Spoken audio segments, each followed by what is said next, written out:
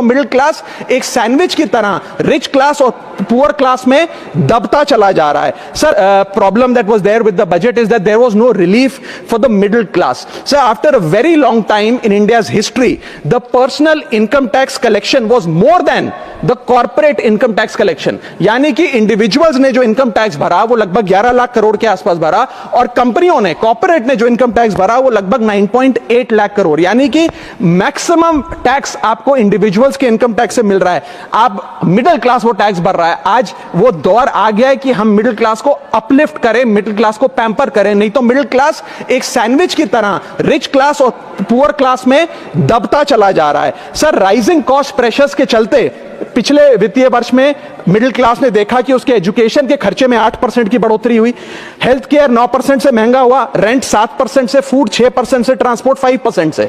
मेरा रिक्वेस्ट यह है माननीय फाइनेंस मिनिस्टर से कि वो इनकम टैक्स में रियायत देकर या तो मिडिल क्लास को कोई रिलीफ दें, और अगर इनकम टैक्स में रियायत नहीं दे सकती हैं तो उसकी सेविंग्स और इन्वेस्टमेंट्स पे उसको बेनिफिट दें, उसे इंसेंटिव्स दें कि वो ज्यादा बचत करे, ज्यादा वेल्थ क्रिएशन कर पाए। कि इनकम टैक्स स्लैब में चेंज नहीं हुआ।